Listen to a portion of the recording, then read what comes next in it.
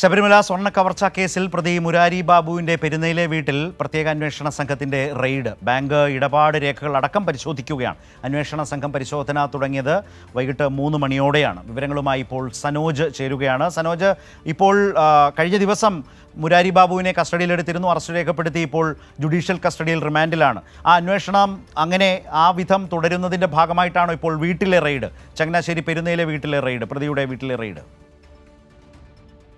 മുരാരി ബാബുവിനെ അറസ്റ്റ് ചെയ്തതിനു ശേഷം ഇത് രണ്ടാമത്തെ പ്രാവശ്യമാണ് അദ്ദേഹത്തിന്റെ പെരുന്നയിലെ വീട്ടിൽ അന്വേഷണ സംഘം പരിശോധന നടത്തുന്നത്. ഇന്നലെയും പരിശോധന നടത്തിയിരുന്നു. ഇതിന് പിന്നാലെയാണ് ഇന്ന് പരിശോധന നടത്തിയത്. ഉച്ചകഴിഞ്ഞ് 3 മണിയോടെ വീട്ടിലെത്തിയ അന്വേഷണ സംഘം വിശദമായ പരിശോധനകളാണ് നടത്തിക്കൊണ്ടിരുന്നത്.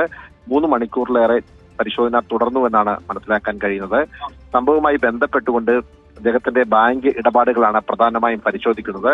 ഈ കേസന്വേഷണവുമായി ബന്ധപ്പെട്ടുകൊണ്ട്, ഈ സ്വർണ്ണ ഇടപാടുമായി ബന്ധപ്പെട്ടുകൊണ്ട് അനധികൃതമായിട്ടുള്ള പണമിടപാടുകൾ വല്ലതും നടന്നിട്ടുണ്ടോ എന്നതിനെ സംബന്ധിച്ചുള്ള ഒരു വിശദമായ പരിശോധനയുടെ ഭാഗമായിട്ടാണ് അദ്ദേഹത്തിന്റെ വീട്ടിലെത്തി ബാങ്ക് രേഖകൾ പരിശോധിക്കുകയും അത് പിടിച്ചെടുക്കുകയും ചെയ്തിട്ടുള്ളത്. ശരത്ത്.